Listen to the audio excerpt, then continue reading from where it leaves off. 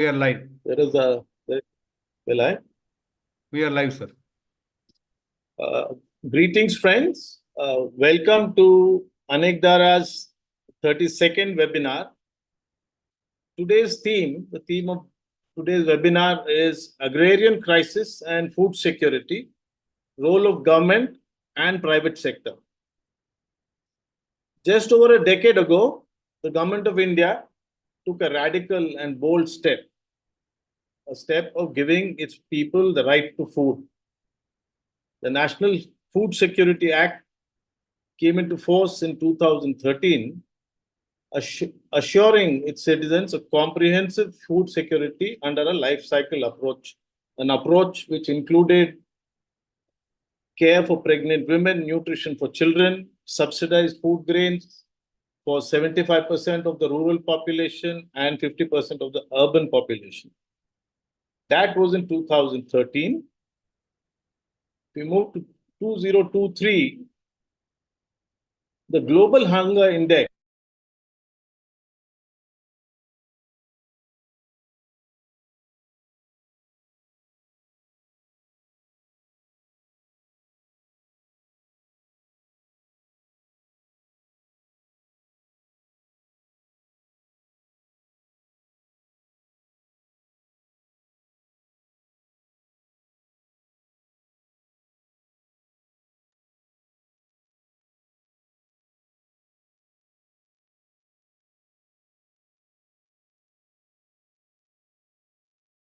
Madhu, sir. Madhu, sir. Network problem. Sorry for the link breakage. So I was talking about the World Food Security Report. It's of 2022. It said nearly 53% of the women in reproductive age were anemic, and 31% of the India's children were growth was stunted, and a large section, about 16% and more, of the Indian population was undernourished. So clearly, there is evidence of a yawning gap between what our statute intended in terms of its goals and what has been obtained on the ground. At a more foundational level, the sector which ensures adequacy and availability of food is losing ground, perhaps due to capitalist triumphalism. The contribution of GDP, which used to be around 60%, by a contribution of agriculture to GDP, which used to be around 60%, in the early 50s has come down to 15%, even though 46% of our population, the workforce, is still engaged in this sector. There are glaring symptoms for us as laypersons of an agrarian crisis in India. There is migration of farmers from agriculture to other spheres. There are farmer suicides, and there are farmer protests. So farmers are dropping out. Several, tragically, have taken their own lives, and several more, the braver ones, are resisting the onslaught on their well-being and subsistence. To keep our farmers distressed and to keep our people hungry, I want to quote a phrase from John Steinbeck's Grapes of Wrath.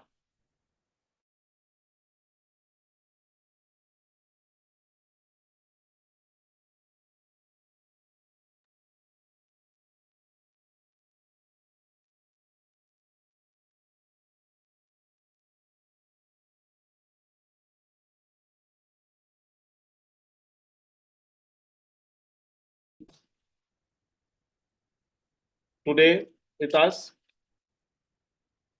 an academic of immense repute. When I mentioned, shared this program with a friend, an economist friend, she said, "Oh, Dr. Madhura Swaminathan, she's an authority on the subject." So I have the honor of introducing our speaker, Professor Madhura Swaminathan. Ms. Madhura Swaminathan is professor and head of the Economic Analysis Unit, Indian Statistical Institute, Bangalore. She has a doctorate in economics from the University of Oxford and has worked on issues of food security, agriculture, and rural development for over 30 years. She has authored and edited 10 books, including Weakening Welfare, The Public Distribution of Food in India, published in 2000.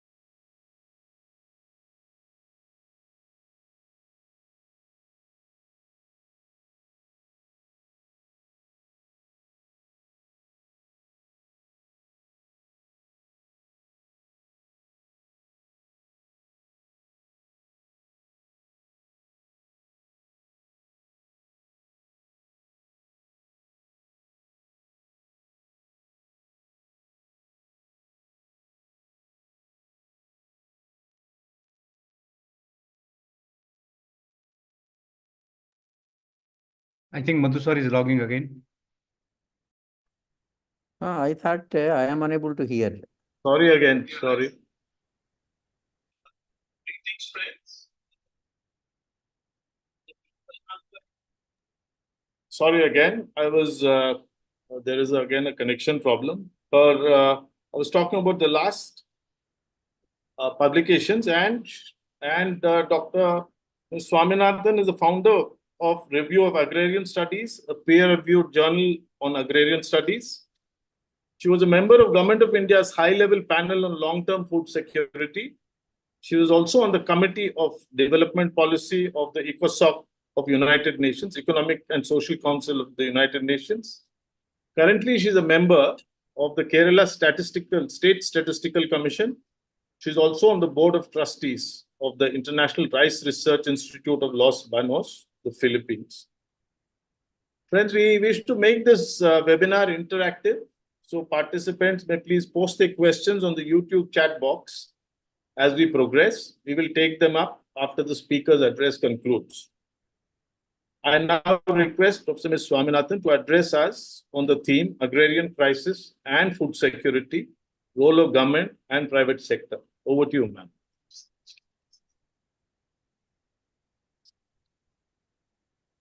Ma'am, you're muted. Unmute, ma'am. Thank you. Thank you, Shri Madhura and Anekdhara group. I'll try and speak for about 30-40 minutes because I think the discussion and question answer, even if it is online, is very important. I'm going to talk about major points in my talk today. So let me tell you what they are.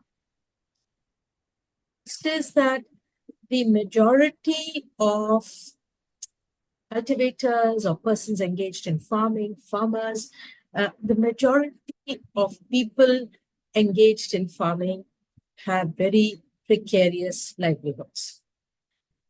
So that is the first point, and I'll give some evidence to establish that. The second is that, the question may then be asked, if farming is so unprofitable, why should we have so much farming in India? Maybe we can import food. So the second is with food and nutrition security and how a country of our size actually has to produce a significant proportion of the food that we consume. And actually, we need to increase production because today we need a diversified diet. So it's not just rice and wheat. We need to increase production of a diverse set of food crops. And that will be the second point I'm making. So I'm talking about food security today from the production side, not from the angle of NFSA and, who it reaches in terms of food insecurity. And the third point, which is, I think, very, very important is, and particularly for those engaged in thinking about policy for the agricultural sector, policy for the rural economy, or action for the rural economy, is that the group that, or the people that are most affected, both by the agrarian crisis and, by the lack of food security, are women in rural areas. So I want to bring to light some features of women engaged in agriculture in rural India and give some examples of that. So these are the these are the three broad points I'll try to make. So on the first point, which is that, we are still an agrarian economy. And what I mean by that is this, that in 2011, 69% of our population was rural. We don't have a census now.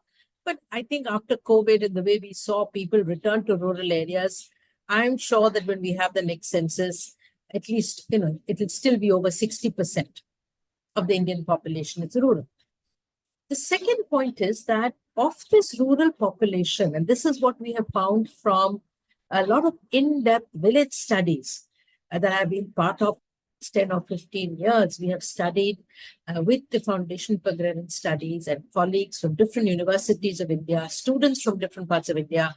We have studied about 28 villages across 12 states. That's nothing in a country of our size, but I think we get a flavor because these are very in-depth studies. We spend about a month or two in the village of what is happening in different regions of India. And what we find is that of the rural households, that is those resident in villages, 90% have an organic connection to agriculture. So maybe agricultural income is only 15% of GDP, and in employment statistics, we are getting what we heard, 40% and so on. But in our understanding, almost every household living in a village is engaged in some way in agriculture. So in terms of livelihoods, and when I talk about agriculture, it's not just crop farming, but livestock, fisheries, sericulture, what are called allied activities earlier. Agriculture remains very important to the livelihoods of our rural population. And the first point I want to make, as I said, is that for the majority of these households engaged in agriculture in some way, it provides the low incomes, very precarious livelihoods. So incomes are not only low, but they are variable. They vary from season to season. Sometimes you have a good year, crop year, bad year, varies from year to year. And I think the important point to note here in India is that this variability in income is not just because of weather factors, which are getting worse because of climate-induced changes. It's not just because of drought one year or flood one year or very high heat one year. It's also because of market factors. In West Bengal, for example, 1 year potato prices are very high. There's huge profit. Everybody decides to grow more potato, and next year the prices have crashed. And small farmers who make these losses, 1 year gain, 1 year losses, are not able to cope with it because they don't have that backing of incomes or assets which they can use in bad years. So before going forward, I want to make one point, though, which is very important. Small farmers, who are 85% of Indian farmers by official classification, that is 2 hectares or 5 acres and less, they are the majority. So I'm talking about this group. But there is a group, I think we must not fail to recognize this. There is a group of farmers who are big farmers. We call them capitalist farmers, landlords, and rich peasants in different parts of India who are actually doing well, who are making profits. So the first point I want to make is when we talk about agrarian crisis, we are talking about a crisis of incomes or crisis of livelihoods, which is not necessarily a crisis of production. Because if you look at production figures in India, sugarcane has been growing so rapidly, potato production is going up, rice production is going up. And so you may say, what is this crisis? So the crisis is not a production. In some crops, we still have a production problem. I'll come to that later. But the crisis is of incomes. And there is a section of rural households, of cultivators, of farmers who are making profits. And this section may be, this section may be 20% of the population in Punjab. It may be 5% of the population in Tamil Nadu. It may be only 1% of the population in Bihar. So, but there is a sector. So I'm not trying to say, I think it's a very important point. the entire agrarian economy is stagnant or that nobody is making incomes. That's far from it. So I don't want to give too many numbers, but let me just give a few numbers. The official statistics that we have, the survey called the Situation Assessment Survey, which was done in 2019, the average income of an agricultural household went from, this is in 2012 prices, unfortunately, 6,400 in 2012 to 10,000 in 2019, which was a 56% increase in nominal terms and an 18% increase in real terms. But the point is this: what was the share of crop income in this? Because an agricultural household has many sources of income. There are remittances. There is some income from non-agricultural labor. There is income from NREGA.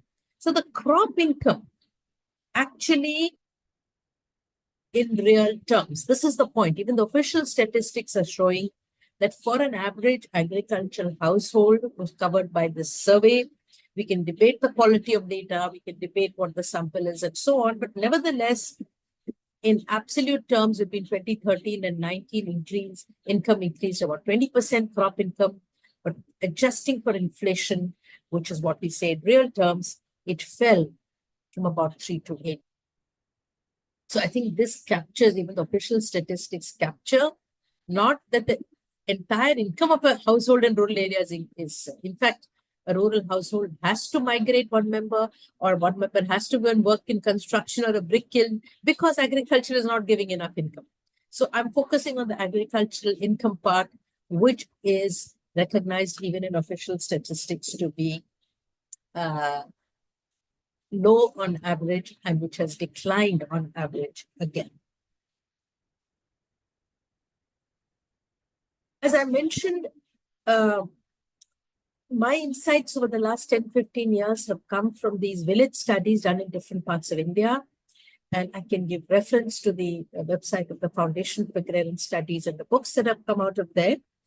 So let me tell you 2 or 3 additional points that we don't get from the official data. One is that in every village we studied, whether it is a dryland village in Anekdhara district, or it is an irrigated village in, in Maharashtra, in Kolhapur, in every village that we studied, with one exception, which is in Gang Canal region of Rajasthan, a certain proportion of households made losses from crop production. In other words, there were negative incomes, or they had spent more on agriculture than the return. And the return might be lower, the income that they got, than the expenditure they put in, either because market prices crashed, or they had to pay the money lender, or they had to pay very high rent, or there was a crop loss. So it's multiple factors, which could be market related, price related, weather related, or related to inequality in access to inputs and other costs associated with cultivation. So I think this is what has given a very deep insight that it may not be the same households, it may not be the same parts of India, but in every part of India where there is crop production, a proportion of households are unable to cover their costs. They're making losses in a business. They're not even able to cover the costs, let alone make profits. Second is that this, on average, the net incomes of small farmers, and we define small farmers slightly differently, 2 hectares of irrigated land or 4 hectares of unirrigated land, because those of you who know dryland areas know that 2 hectares means nothing. The average income of small farmers is not equivalent to the subsistence income.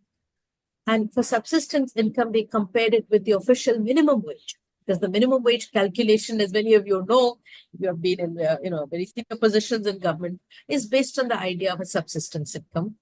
And the average income of a small farmer is not able to cover this.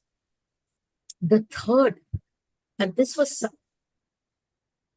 surprising, but seems to be happening in many parts of India, that Dalit households were cultivators, and there are not many of them because Dalits did not have access to land for generations and have been landless in many parts of India.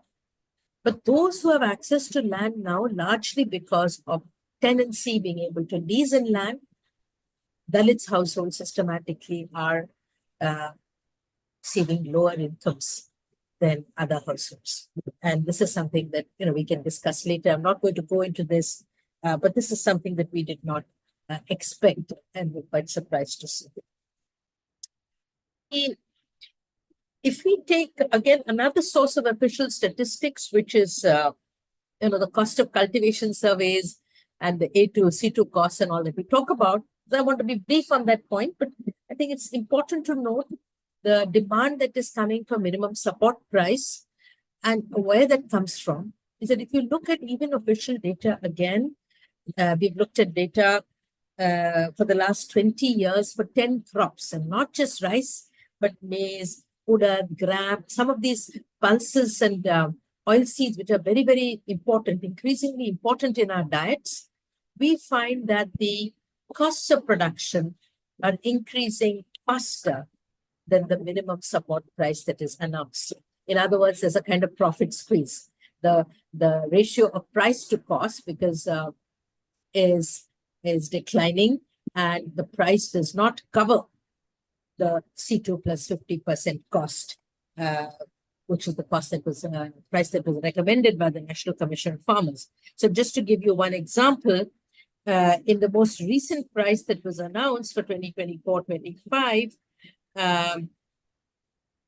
the gap between the price that was announced, that is last month in June for the Kharif season, between the minimum support price and the C2 plus 50% price is 2,300 rupees for udad and 2,600 rupees for sunflower. Intentionally, I'm not taking rice and wheat because it's not that the rice and wheat farmers of Northwest India have been protesting, I think, because they have actually benefited from MSP and they know its benefits. Farmers in many other parts of India have not received these benefits, are still not aware of the return that they can get. So for many of these other crops as well, not just rice and wheat, you have that the price that is being announced doesn't cover what we call the economic cost or the full cost of production. Now, the second point, so I can take up more on this later and maybe on the policy, whether what we should do with MSP and so on. But second point I want to make is, on the one hand, we have this large mass of households engaged in cultivation who are not making losses every year, but making frequent losses, or even the average income that they get is quite low. There are exceptions. Sugarcane farmers, mustard is also relatively profitable crop. So there are, as I said, it's not a uniform picture, but the majority, I think we can say with confidence, are in distress in terms of the incomes. So the question then comes is, about what type of crop production do we need in India? And, is it, if small farming is not viable in this way, in the present situation, should we be moving these small farm households out into other forms of employment?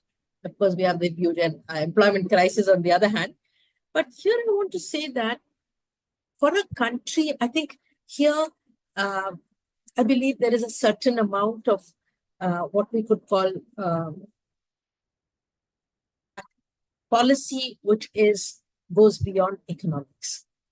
And that is that for a country the size of India, we need a certain, we have to ensure food sovereignty or food security within our national borders to a large extent. Not 100% perhaps, not for every crop, not for every fruit and vegetable, say we get, but for our major, not just cereals, but pulses and oilseeds. And I think that is a premise that also makes economic sense. When there's a Ukraine war or when there's a COVID crisis, we were not one of those countries that had to pay huge prices or even be unable to access imports to feed our population. So I think taking that logic a little further, The second point I want to make, and I think there was a mistake in the title of my talk, which said Agrarian Crisis and Food Security, because today the term that is used is food and nutrition security. Because we realize that it's not just the minimum calories that a person needs, you need a healthy diet. And that means you need some rice or wheat. We can't give up on that. We need that, but we also need dals, which is very important for protein in India. We need milk and meats and other fruit. We need oils. So we need a diversified diet, which has all the macro and micronutrients, which means that we have to now produce a diversified crop basket in India. And this is where it's very worrying, because if you see the production of cereals increased sixfold in the last 60 years, sixfold. The production of pulses only doubled. And today we are spending a huge amount on the import bill of pulses and oilseeds. My number is a little dated, but just for your information, in 2021, we spent $2,000 million on import of pulses and $11,000 million on import of oilseeds. And last month, I saw the news in June that we are going to import 11 lakh tons of chana from Australia because we are expecting a low yield and chana prices are rising and so on. So whenever there's a crisis here of prices, we are importing in very, very large quantities and spending a large amount from our exchequer on that. Now, there is a very recent working group report from the Niti Aayog. It's called the Working Group Report on Crop Husbandry, Agricultural Inputs, Demand and Supply, and it's available online. And what they have done is they've made projections for a large amount of crops. So given our population growth, and assuming that people's food behavior changes, we don't keep just having cereals, but cereal intake goes down and we diversify our diets as we want people to do. What would be the requirements for different crops? And assuming that production remains what they call business as usual model, that means growing at the rate it's growing, not stopping growth, but continuing to grow, what would be the supply projection? So except for rice, where we have a surplus, if we continue to grow at rates that we do, wheat, we just have enough for our needs. But for many other crops, we will be short, and rice and sugarcane.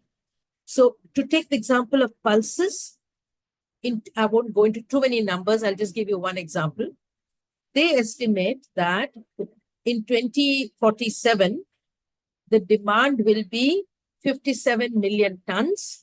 But if pulses grow at the rate at which they've been growing in the last few decades, we will produce only 47. So we'll be importing 10 million tons. And so on. So I don't want to go into each of these crops, but I think is this, that even without taking account of the effects of climate change, which is going to cause a lot of variability in yield, we already see that in wheat. Last 3 years, production is less than estimated. They say because of excess heat in March, which is a very important month for the Rabi crop, for the yield of grain. Except for rice, unless we buck up, and actually we have to do more research, increase yield, increase output of most of the other crops that we need. So I think this is again a very important point to note, because a lot of debate, particularly from environmentalists and others, is, we are growing too much rice, we have to cut down on production. We are producing excess food. We need to shift out of many crops. We need to go for zero budget natural farming. We don't need so much production, because there's no doubt without important inputs and zero budget natural farming, our production will go down. So question is this, I think we don't look into environmental concerns, be that use of pesticide, be that proper use of inputs, particularly water, and preferably reduced use of water. These are very, very important concerns, and going forward, they must be part of our strategy. But our strategy cannot be of what is called in economics very popularly nowadays degrowth or less growth. Because if we have less growth of all these major food crops, we are going to be in a position where we can't feed our own population. Rice is and we can talk about that, but just 2 points I'll make here. Rice is the only crop where we have, if you like, surplus production. And there are two parts of it. One is basmati rice, which is largely exported and is bringing in huge export earnings. And the second is non-basmati rice also, which we export to many countries. Exactly a year ago in July, the government put a ban on non-basmati rice exports. And in fact, one of my students wrote an article in The Wire at that time. Who suffered? It wasn't, the rice had already been sold by the farmers. It was in the hands of traders. So in India, because of the ban, no farmer got a higher price. And the people who lost out were the consumers in sub-Saharan Africa. Countries such as Kenya that were importing rice from us, even Nepal and Bangladesh. So it is consumers, poor consumers in some of the countries that depend on India for rice. I'm not talking about basmati, I'm talking about non-basmati rice that suffer. So I think even in rice, we have to think about how we grow it and water use and so on. But there's also demand for non-basmati rice in many other countries who are not able to produce enough rice. Second point I want to make here is that, we hear a lot of discussion about why should we only have rice and wheat in the PDS. I agree, we need to diversify it. Why don't we have millets? Now, millets are very healthy, but we don't have adequate production of millets today to even give one.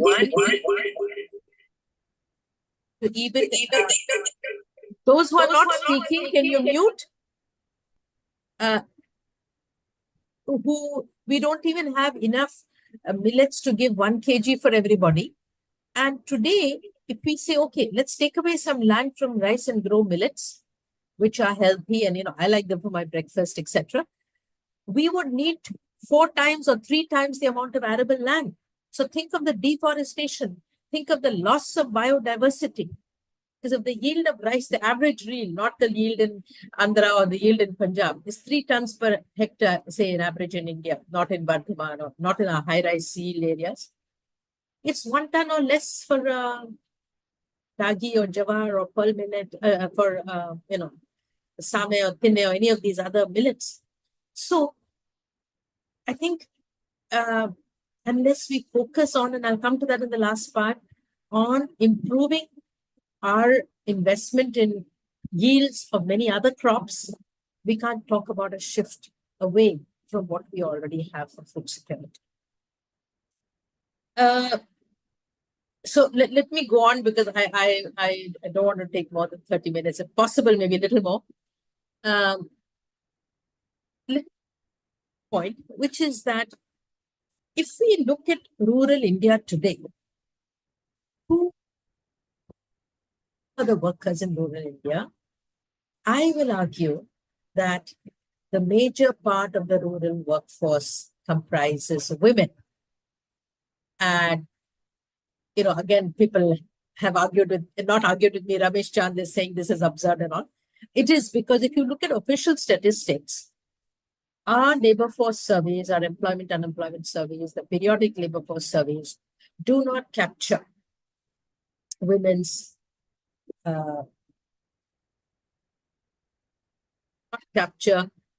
work accurately. I'm an economic statistician, but I'm not going to talk about that. We can discuss it. We have time-use surveys. But my argument is that these surveys, the way they ask the question, what were you doing for the major part of last year? Were you a worker? If you go in the lean season, when there's no employment available in the village, and for a woman, for various reasons, the care work at home, social reasons, it's not so easy to just get up and go and migrate somewhere for 10 days in search of work. The woman is not going to say, I'm unemployed. She knows there's no work available. She says, I'm not in the workforce. So I think the way the question is asked, the time period, and there's a lot of writing on this, we are not capturing women's work accurately in these labor force surveys. And there is a new method, not very new, but it's been around for 20, 30 years. But India did its first national time use survey in 2019. That is, in a time use survey, you ask, what were you doing over the last 24 hours? So you ask what activities the women engaged in. And if she said, I got up, I bathed the cow, I milked the cow, I fed the cow, I grazed the cow, I spent 6 hours on looking after livestock, then she's definitely a worker engaged in livestock rearing. She's not unemployed or a non-worker. So we have done detailed time use surveys again in 2 villages of Karnataka, because it was convenient to go from Bangalore, in Kolar and Mandya district. And again, I can share these findings in the papers with those who are interested. We collected data 24/7 in 3 seasons. That is 24 hours, which is a normal time use survey, 7 days consecutively, so that, if one day is a festival day or your relatives have come, you may not work on that day. So we don't want to capture these normal, non-normal, or, festival or odd days. And for 3 seasons, the lean season, the sowing season, and the harvest season. And to cut all the analysis short, the main finding is this, that if we take this reference week, what we call reference week, the last week, and look at the hours worked, in the harvest season, every woman is a worker. We had just 1 or 2 exceptions. There was a woman who had a differently able child and so on. But otherwise, every woman is a worker. In the lean season, it was about 50 to 60% of the women. So when there is work available, women are engaged in the workforce. And so it's a crisis of employment even for rural women. If you say they're not working, it's because they don't have economic activity. And I must say, what I mean here is economic activity. They're doing a lot of other work, childcare and so on, which is very important. But in terms of economic activity, women are not being counted. And the fastest growing sectors of the agricultural economy today, which is livestock, milk production, which is fruit and vegetable, these are all activities where women are inevitably engaged. Whether it's homestead farming, if there's a household with a cow, you can be sure the woman is engaged at least 2 hours a day. This is what we are estimating from our studies. So not capturing women workers are actually bearing the brunt of this agrarian crisis, because they, not just in terms of consumption, but in terms of they are the ones, as more and more men migrate in search of employment outside, in search of non-agricultural employment, women are the ones who are engaged in agriculture. And any policy discussion that we had, such as say on the livestock policy, one of my students looked at the livestock policy of 2002. There's not even one mention of gender or women in that policy, but women are the ones who are holding up the livestock sector in rural India. So how is it that we're going to, there's some discussion only in the cooperative sector, women's cooperatives, but leaving that aside. So I think this is very important that we recognize the role of women workers in rural areas. And we find that women, particularly in houses, in peasant households, small farmer households, as well as what we call manual worker households or wage worker households or landless households. If there are 2 workers in the household, it's 1 man and 1 woman. In fact, in other words, women are equally engaged in economic activity. And because of our official statistics, because we're not able to capture this work of women, we are failing to recognize this role of women in rural India. The second point I want to make here, again, we have detailed evidence from our village studies, and I can give examples. Even if you take NREGA employment, 70% or 50+% of, definitely 50% all India, 70% in some places of NREGA employment goes to women. And the government of India, when the scheme was made, had said 30% quota for women. Why 30? I don't know. I mean, at least they could have said 50. But you can see that it's become a women's employment program in many parts of India. Now, so when women go to work as agricultural workers in rural India, because non-agricultural employment pays more than agriculture. It's not so easily available to women, and often it involves commuting, and that becomes more difficult for women. So what is an agricultural wage? And does an agricultural wage allow for food and nutrition security? So I want to just give one example because there's a very dramatic result on this question. As I said, we talk now about food and nutrition security. And the National Institute of Nutrition has a, what is a nutritious diet in India? What are the recommendations? How many grams of protein, etc., etc.? How many grams of fat, and other vitamin A, and so on, vitamin B, etc. And the State of Food Insecurity, an international report, which is brought out by the FAO,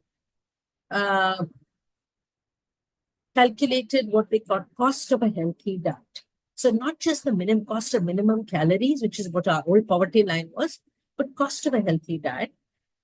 And in India, IFPRI has done the calculation for 2011-12 using our NSS Consumer Expenditure Survey.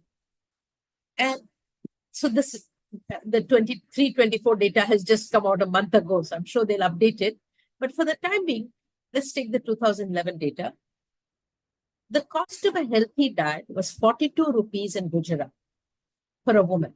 A daily healthy diet for one woman was 42 rupees because the nutritional requirements are different for men, women, adults, children, and so on. And what was the daily wage rate for a woman worker in Gujarat in 2011? It was 42 rupees. In other words, a woman agricultural worker in Gujarat would have to spend 100% of her wage on her own food, let alone her children or family, and let alone saving up for fuel or transport or for the days when she didn't get work. Very similar result in Bihar. In Kerala, the ratio was 70% because Kerala wages are higher. Women have to spend 70% of the wage in 2011 for a healthy diet. Coming to men, a male agricultural worker in Gujarat or Bihar would have to spend 2/3 of his wage on a healthy diet just for himself, let alone members of his family or children or anybody else. And in Kerala, it was, I think, 20%. Yeah, 19 or 20%. So, in other words, we talk about rural distress, and I was talking about the agriculture, production, and income part, but I think a very important part is the rural wage as well, and particularly the rural wage for women. And today, in most, I'm sure the 2023-24 results will also be maybe a little better, but not too much better. The rural wage, absolute wage, because wages have stagnated in India over the last decade, rural wages for men and women, cannot even buy this healthy diet. So that's the other side of the food and nutrition security paradox. I think I have gone on for too long. So let me wind up because the title said the role of the government and the private sector. So just 2-3 points. I think we need a much bigger role of the public sector, the government in agriculture, whether it's in terms of ensuring higher minimum wages or in terms of providing the minimum support price. I'll come to that in a minute. And also, I think very, very importantly, research, education, agricultural extension for expenditure. Because if you're going to deal with climate change, if you're going to have new agricultural technologies that give us higher production, but don't use as much water or use less pesticide and are climate proof, we need research on that. And we need to make sure that that research gets to the field, to the actual small farm.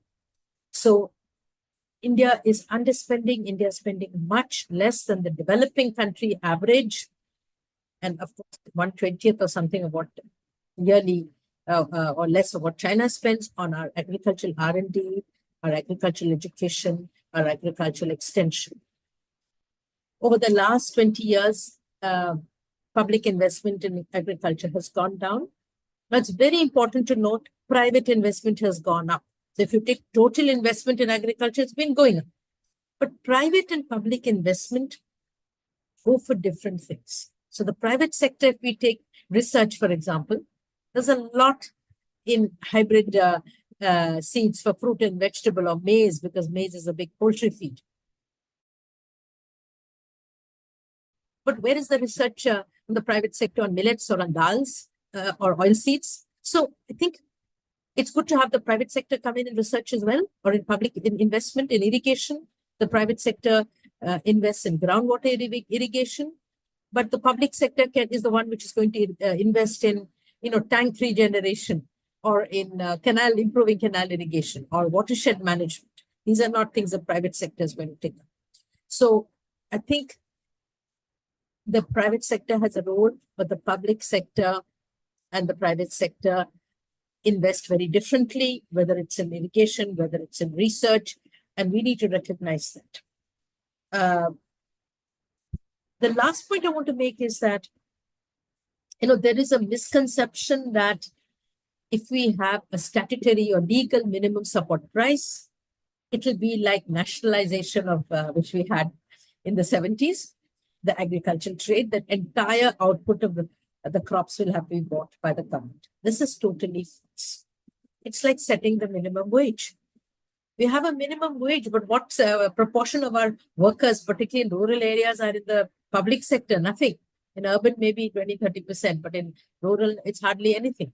So setting a floor price, setting a fair price doesn't mean that the public sector, and it should not mean, we don't want the state to procure everything of all commodities, but the state intervenes and raises the price when it falls below the floor price, which is what it's trying to do with all these export bans. And the private sector, when they procure, have to procure at the fair price. So I think this is a misleading statement. And in fact, just to go back to end with, in 2002, when I was part of this high-level committee on long-term grain policy, chaired by Abhijit Sen, we had recommended a statutory minimum support price at that time. And I remember looking at, we looked at data from Canada.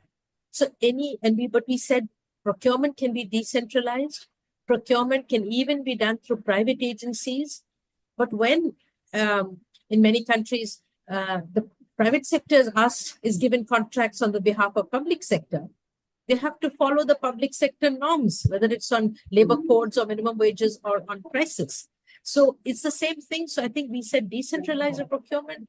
You can even use private storage, private trade where possible, but the minimum support price would have to be legally binding.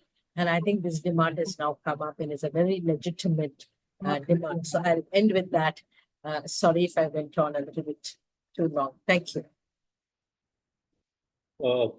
Thank you, ma'am, for a very comprehensive coverage of how expansive is the agrarian crisis and what are the specific points where it is very acute, especially the small farmers, the Dalit farmers, the type of crops, and also about the impact of minimum wages and how rural wages, especially the rural wages for women, and how the spending of these wages is almost consuming 2/3 to 100% of the wages on one's own food, not to speak of the families.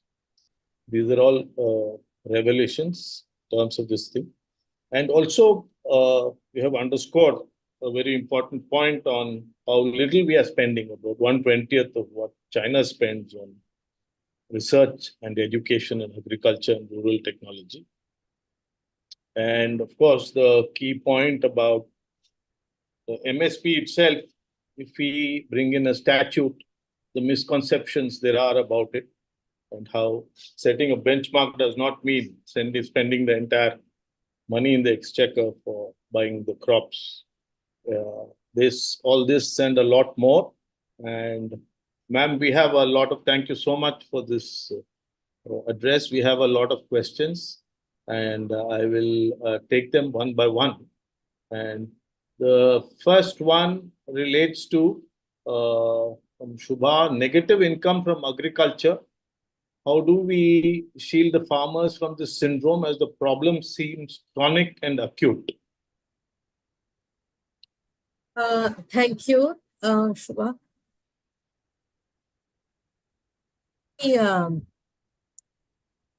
I think that there are two things. So when we look at incomes,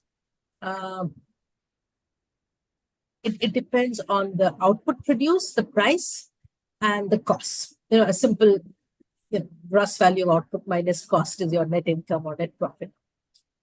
And I think so. We have focused on price in much of our discussion because we've not focused on the yield.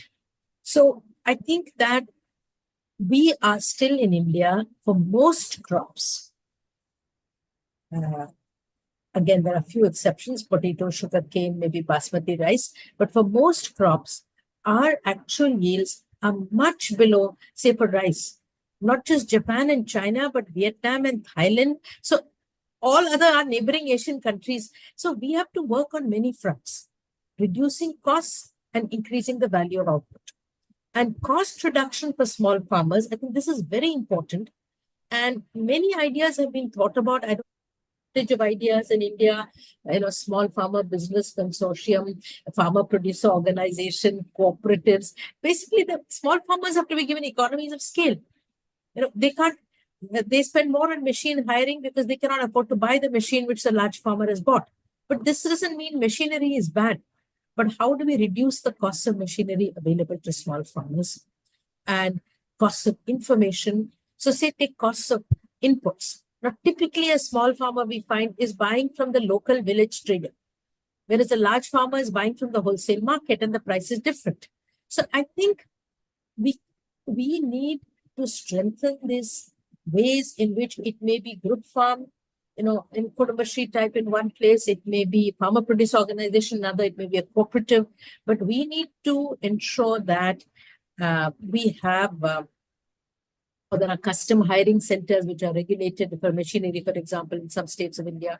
So we need to ensure that we can get inputs, the correct inputs more cheaply, on scale to small farmers and increase their output. And if, to just take another example, again, a student of mine compared cost of and incomes from rice production in India, Kerala, and Vietnam. Very similar, kind of Mekong Delta Valley and central Kerala, very similar kind of topologies. And incomes, there are no subsidies in Vietnam.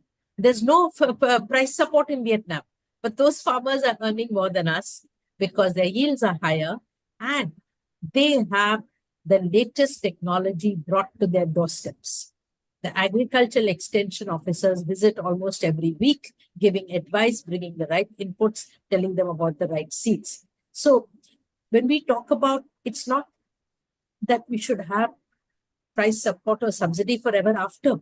We are not investing enough in ways to which we can enhance the incomes of small farmers. And, there's a question about climate change. So if I can take that, is it okay with you? Yes. How climate change has exacerbated the crisis? Yes. I want to say here that the crisis of incomes of small farmers has been there for decades. Now, because today it's very, what shall we call it? It's very trendy to say farmer suicide is because of climate change. Everything is because of climate change. So climate change is worsening the situation in some ways, but we cannot lay all the blame only on climate change. What were we doing before global warming happened? So if you look at, as I said, investments in agricultural R&D, public investment in irrigation and agricultural research in India peaked in 1981. Since then, it's been declining. So as we have new problems like global warming, or we have less availability of water, we have to think of new technologies, and that means new, more and more investment. And yes, one aspect of climate change which we see is temperature increase, and the research to date suggests that that is going to affect the yields of many crops, not just of wheat and rice, but also we did a study in Karnataka of many other crops, including sorghum or ragi. We're also seeing, because of climate change, increasing frequency of what are called extreme events, like the flood, drought, and excess heat, excess rainfall. And again, these will affect. And we need, again, I think we need new ways of doing agriculture. We have to have, again, to take the example of Vietnam, if the first 2 weeks of the monsoon are bad, there's an alternative cropping plan that is laid out, and the farmers are told what alternative they should do. So we have these plans in India in many places too, but we are not able to roll them out. We have a drought monitoring new program in many parts of India. So the idea is that, drought doesn't hit you suddenly. You know for a few weeks in advance. So what are we doing in terms of planning and monitoring and ensuring that we have an alternative available when one particular cropping pattern or one particular is damaged on account of climate factors. Thank you. Ma'am, there are two questions. I'll club them. One is related to the farm loan waiver. Farm loan waiver is touted as a great relief through temporary by some and remedy by some, while the remedy for the sad lot lies somewhere else. What is the truth? Where does this lot really lie? And how can we really assist the gasping Annadatta so that his back is not broken this much? And what are your views about the scrapped farm laws? Is it only an agitation by rich farmers, and that the laws would have benefited large number of farmers, especially the small and marginal farmers? Okay, so the 3 farm laws, I think, in my view,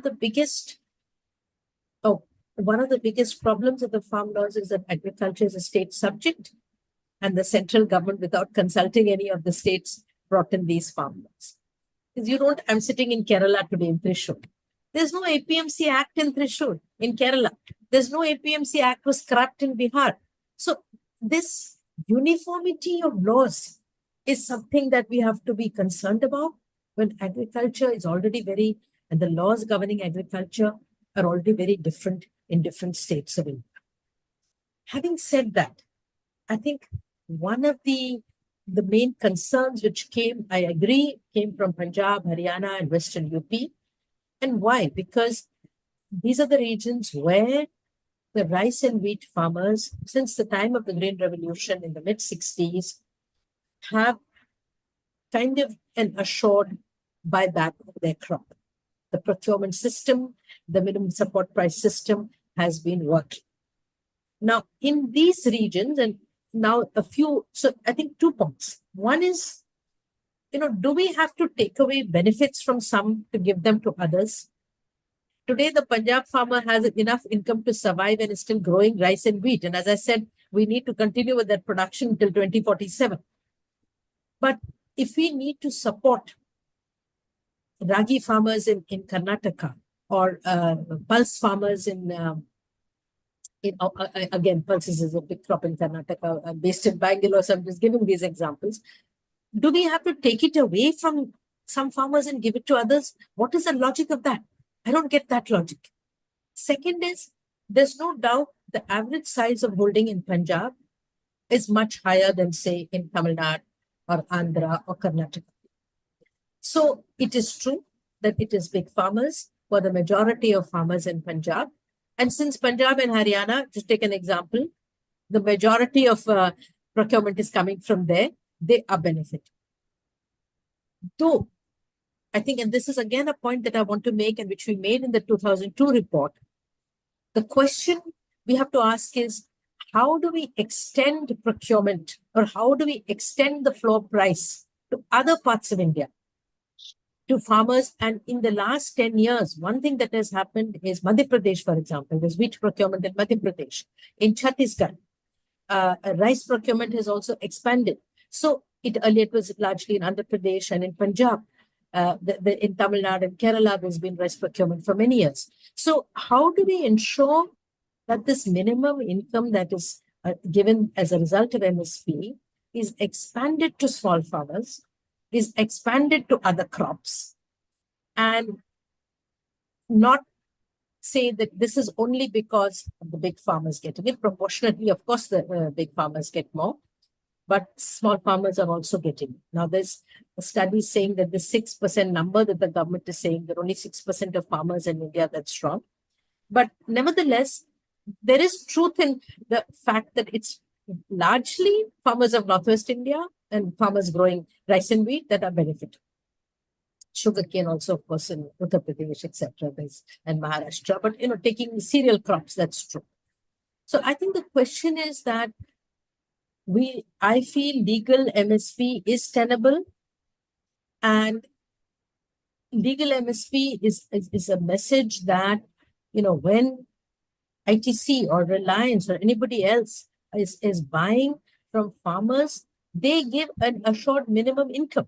Now, I'm not in this area of research, but I know from studies internationally and in India that if you pay, 100 rupees for your whatever millet cereal in a supermarket, something like 1 rupee is going to the farm, and the rest is going to the processing and retail, and the biggest share is going to the last corporate who is packaging it nicely and giving it to you. So this, what is the consumer share of the rupee? What's the farmer share of the rupee? There are studies on this, particularly in the US. Everywhere this is the case. So I think that is what an MSP will do. It's not going to give losses to ITC or Reliance who are going to sell you your final produce, are going to sell you your packaged product in the supermarkets, but it's going to give a little bigger share to the producer. And I think this is something that unless we demand it in terms of the logic of corporate profits, no businessman is going to give that higher price. So I think it is tenable. Not only is it tenable, if we want production, let's say pulses, we want production to increase in India, we'll have to give a higher price. But, and I want to make this but very importantly, but do we have good quality pulse seeds? Do we have enough research on how to grow the best pulses? Are we making sure that information is available to the farmer? All that is also important. But price is a very important arm because price gives that incentive. And in some states, for example, again, to take the example of Karnataka, a few years ago, the State Agriculture Commission, Prices Commission, had said that they would buy ragi and jawar at a higher price than the MSP because they wanted to give it in the PDS in Karnataka. And the central government immediately said, okay, if you're giving a higher price, you pay for the whole thing yourself, we'll not give you any support. So I think given the center state finances and also given that I think food security is a national issue. It's not that each state has to be responsible for the food security of its people. It is a question for the central government. And the central government has to, in that sense, bear the burden or bear the cost of this to a large extent. But I think can do it. We can have MSP as a legal price, and it will ensure actually availability and production of a diverse set of food crops in India. There's a related question, ma'am, on MSP. Would MSP lead to spiraling inflation? Is this why the government is holding it back? Because it may affect the common man. No, I think, as I said, we have the way in which India has controlled inflation, though food inflation is very high now compared to some years ago, is through increased production. So what some of you may not know is that in real terms, the price of wheat declined steadily after the Grain Revolution. Because when you can produce more, then the commodity becomes cheaper for the consumer. And the way in which prices have been controlled even now is through what are called open market operations of the Food Corporation of India. So when the price of atta is going up, then wheat stocks are released in the market by the government. So the government uses what it has procured to control prices. And as I want to repeat, the minimum support price is not for the government to buy up the entire crop. Then it's going to be stuck. Then we're going to have a problem. But it's to assure a minimum price to farmers. And the consumer, as I said, pays 20, 30, 50 times what the price that the farmer gets for any commodity which is packaged and sold. I can say this without doubt because this is the international and national evidence on this. So it's only if the profit share cannot be reduced even by 1%, then yes, prices will go up. But then that is what we have to target. We can't say that it's the farmer who shouldn't earn a little more so as to be able to survive, so as to be able to grow this diversified set of crops. There are two questions, ma'am. One is on the doubling of farmers' income was one of Modi's many guarantees. Without any real strategy and plan to achieve this, is it possible to double farmers' income as promised with good policies? If so, what are the ways and means in which can be achieved? Of course, you had covered the whole thing. You may like to respond. Agriculture is very complex, so it's very difficult to. No, I think incomes can be achieved. Have to be. We have to increase incomes of farmers because as we are seeing, and we saw with COVID, we don't have enough employment in urban areas. So I think if I look at the next 20 years, I don't think I can see myself, even 20 years is a long time to be living. Beyond that, or having all the faculties to be thinking about what we should do for India. Large number of people are going to remain in India. And therefore, increasing the incomes of those who are in India and who are cultivating land is very important. It can be done. And it will vary. How does one increase income of livestock farmer? How does one increase income in fisheries? How does one increase income in horticulture? So just to take example of horticulture, our storage, our cold storage, our godowns, we don't have adequate, we don't have trucks with freezers and etc. which everybody has access to. So the ways of doing this, and I think these have been laid out by researchers, by our ICAR, by policymakers. We have so many reports on this. National Commission on Farmers dealt with each of these horticulture, etc. So it's not a question of not knowing how to do it, but it's of doing it. And we can see, as I said, in almost every village that we've been to, we see that there's a small section which is making very big profits and either investing it in building a school or in buying a petrol pump or in buying a warehouse. The rural rich are investing in a very diverse ways now. So if it can be done by 5% of the population, what is constraining the rest? And I think the real constraint is, as I mentioned, the fact that because you're small, because your landholding is small, because it may be leased in from the landlord, you may not have your own resources. And somebody has asked the question about credit here. So let me add that here. Resources are very important. And in India, we have very unequal landholding. All Dalits are excluded, but many other landless households are there. We have very unequal holding of machinery. So how are we going to level this playing field? And one important component in that is credit. Because for all businesses, whether it's the big Reliances borrowing or whether it's traders, this is a business where you need money in June, you have to spend on seeds and inputs, and you get your income in November or December, or if you keep it in cold storage in January from your crop. So you need that working capital. This is the essence of any business. And making that available at reasonable rates to our small farmers is very important. Debt waiver is only a one-time thing, I agree. It's a temporary relief. But what is the credit available to our small cultivators? And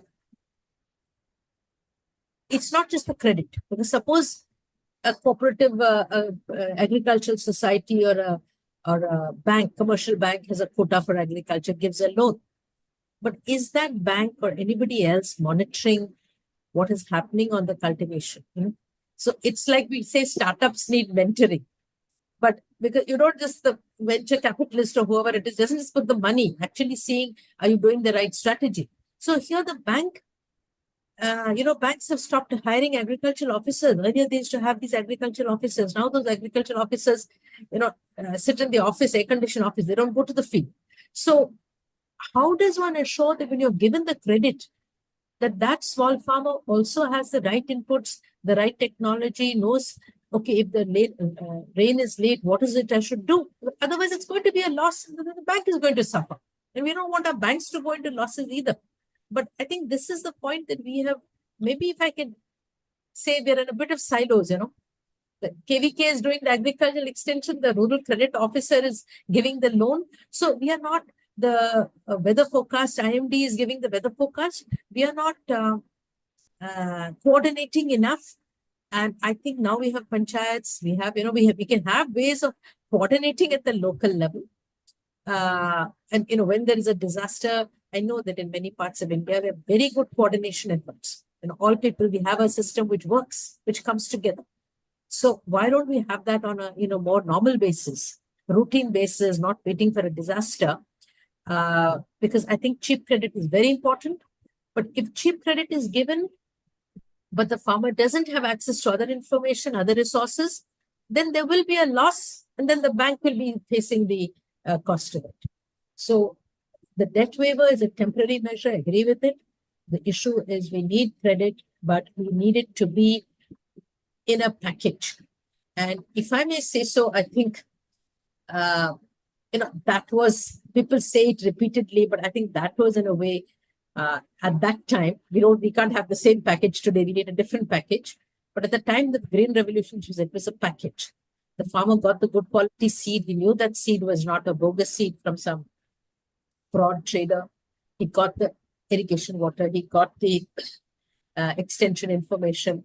He got the price at which to sell it. He got the credit. So, it was that combination, the package which worked. And today, somehow, we are not able to give new packages. It can't be those old packages. We need new packages. But we coordinated efforts, I would say. So two questions, Mohammed. One is on the SOFI report. It says that Indians can't, 55.6% of the Indians can't afford a healthy diet. Only 14 countries were worse than India in global hunger index. Highest number of malnourished and stunted children live in India. 80 crore Indians live on 5 kg free grain. Kindly comment on this sad state. Yeah, I mean, I should laugh. It is. See, perhaps I'll give an example here.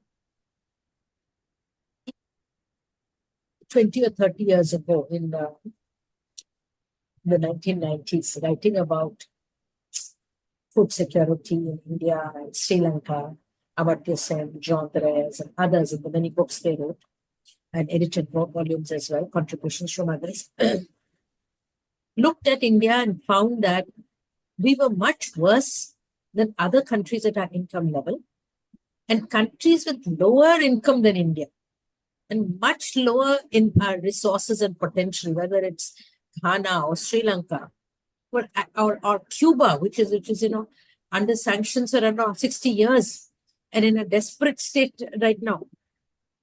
We're doing much better on food and nutrition security than India. And if you look today, as I said, I'm in Thrissur, I'm in Kerala. Life expectancy in Kerala, or food and nutrition security in Kerala, much better, comparable to parts of China or South Korea, not comparable to any other part of India. We have Goa, now Himachal, Tamil Nadu. So we have 3 or 4 states in India who are doing better. whenever I talk to some, not whenever, often when I talk to economists or others, they say, oh, but Kerala is an exception.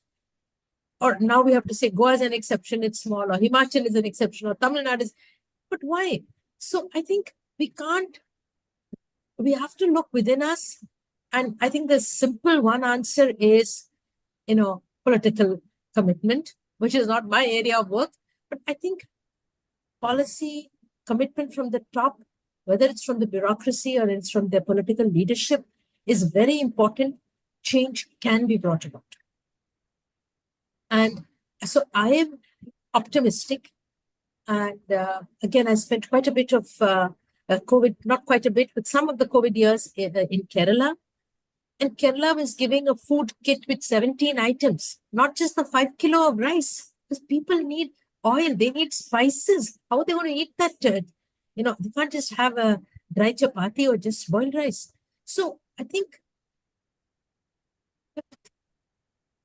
there's no doubt, a little bit, again, some states have made some innovations. I don't want to dismiss their experiments in other states as well. But I think that the kind of, within India, when we compare ourselves, according to Niti Aayog, the multidimensional poverty index is 0.55 in Kerala and 34% in Bihar. So within India, it's a ratio of 1:60. That is the gap in poverty. And I don't know, I live in South India. So I think some of you have to tell me the answer. How is North India going to change? And, but it can be done. I think it's shameful. And the only way I can think of as a researcher or as an academic is, in media, is to bring this out, to say that we should be ashamed of the kind of levels of poverty and food insecurity that we have.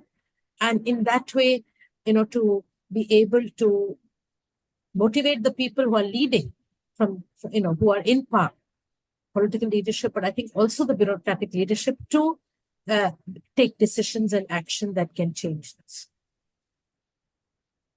Yes, ma'am, right, ma'am. Surely by addressing it, not by debunking a report as erroneous. And the last question, ma'am, is about the private sector. Given that they rail against subsidies, in a real sense, how can private sector contribute to food security?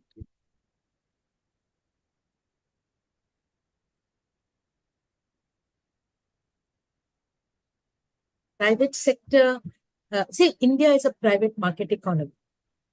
All our farming is private. We don't have a state sector, cooperative sector. There may be one or two cooperative farms here and there.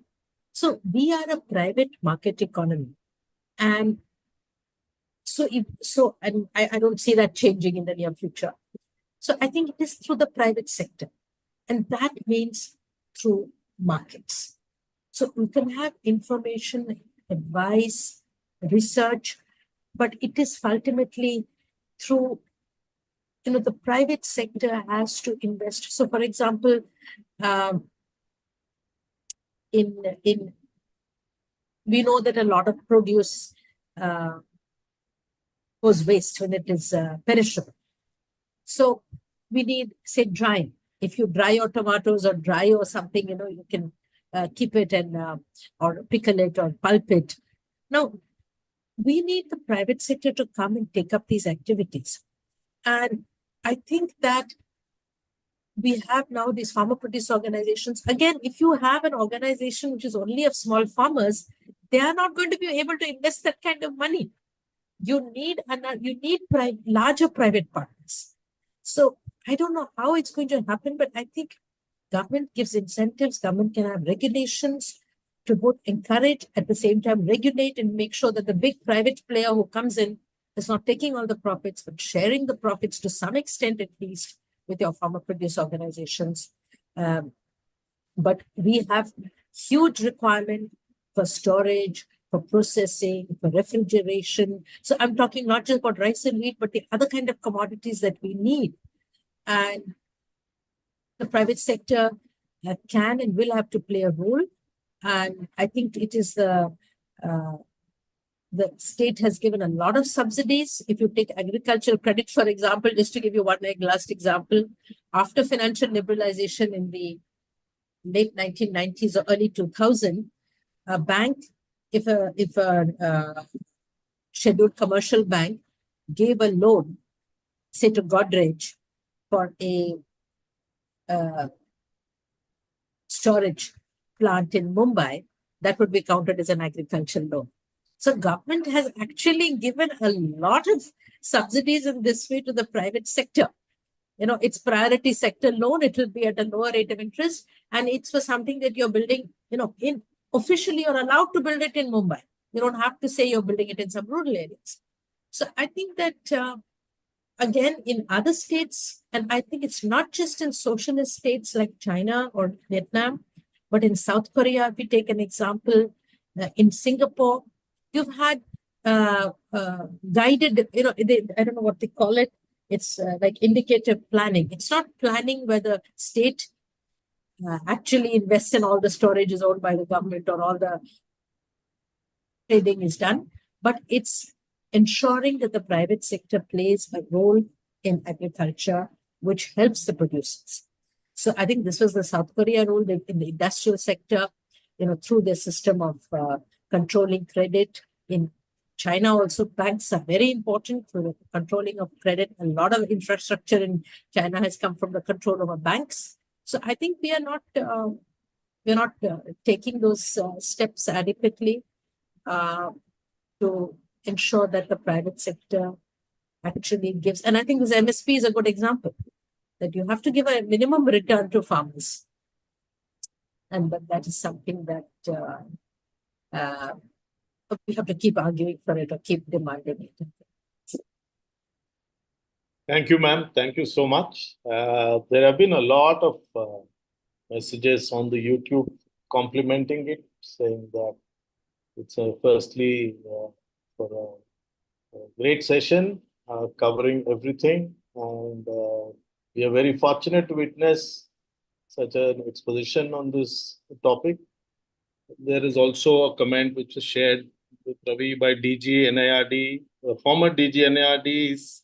He says a very good session, and he had known you, ma'am, and your commitment to studying and researching on the agricultural crisis.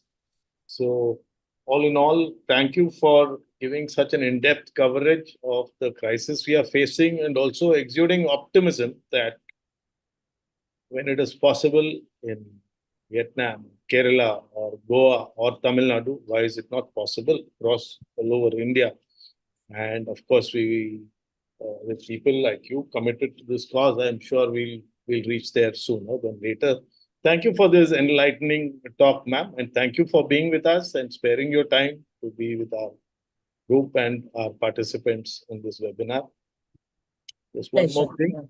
And next month, we are going to have a webinar on somewhat related topic on India's water crisis. We will have Professor N.C. Narayanan from IIT Bombay and Mr. K.J. Joy, from an activist researcher who's founder of Sopercom in Goa. Thank you so much, ma'am. Thank you, friends. Thank you. Bye. Sadik. Thanks a lot, ma'am.